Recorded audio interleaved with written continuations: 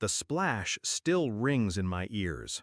Water exploding, screen hissing, my life's work dissolving into a cloud of smoke and static. My brother stood there, smirking like a child who had just knocked over a sandcastle. "Oh, sorry, I accidentally dropped your laptop in the pool." Accident. His word, not mine. And when I turned to my father, waiting, hoping for the bare minimum of justice, he just shrugged. "It's just an accident." That was the moment I stopped being their victim. I didn't argue, I didn't shout, I didn't even flinch. I smiled. And that night, I started my revenge. He'd asked me for $33,000, brazen, entitled. He said it like it was nothing, like my savings were just loose change in his pocket. When I refused, his mask slipped. "You'll regret this," he hissed. Hours later, my laptop sank beneath chlorinated water. It wasn't just a machine, it was my work, my contacts, my access. He knew that. He wanted me gutted.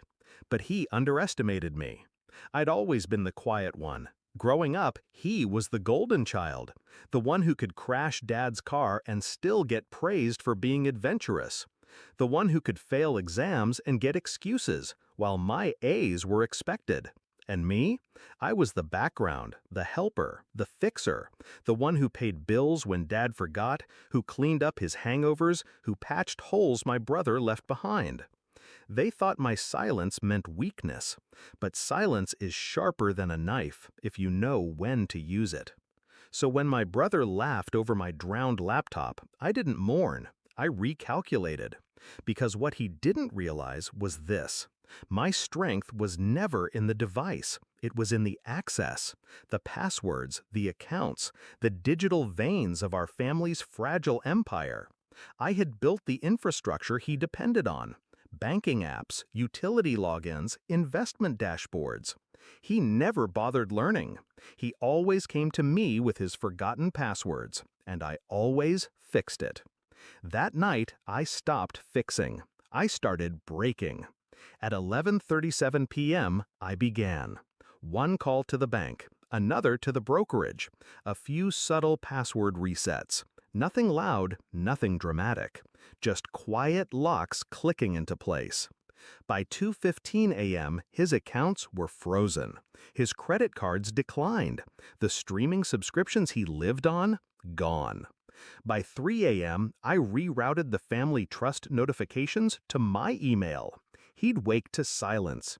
By 4 a.m., I transferred my own savings, what was left after his sabotage, into a secure account he couldn't touch. By 5:45 a.m., his world was ashes, though he didn't know it yet. I imagine his face when he woke. Coffee in one hand, phone in the other, scrolling through his balance.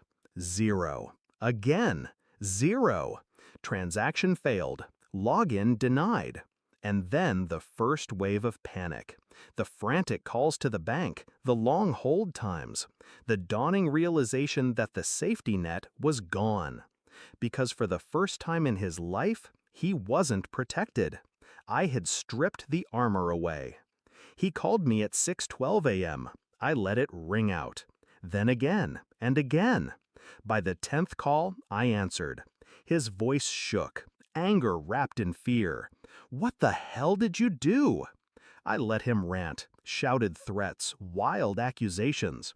I waited until his voice cracked. Then I spoke, calm as stone. "Accident," I said, and hung up. The fallout was swift. His credit plummeted. His landlord demanded rent he couldn't pay. His car was repossessed within weeks. Dad tried to step in, but his own accounts had been tied to mine for years. Without me, he was just as helpless. The same man who dismissed my ruined laptop as just an accident now watched his precious son spiral, and I didn't lift a finger, because I already had. Weeks later, my brother showed up at my door, eyes sunken, jaw tight, rage eating through him. He tried to act tough, but desperation oozed through every syllable. "You have to fix this," he demanded. I looked him in the eye for the first time in years. No, I said. He blinked, shocked, like the concept of denial had never existed in his universe. You ruined me, he spat. I leaned forward. No, you ruined yourself the moment you thought I wouldn't fight back. I closed the door in his face. Now, when I walk past the pool, I think of that splash, the hiss of a laptop drowning, the smug smile on his face. And then I think of 5:45 a.m., the moment he realized he wasn't invincible, the moment his empire of entitlement collapsed, all because he mistook silence for surrender. But silence was my weapon, and I used it to carve him out of my life. He thought he destroyed me with water, but I drowned him in his own greed. And that's the thing about revenge. It doesn't have to be loud. It just has to be permanent.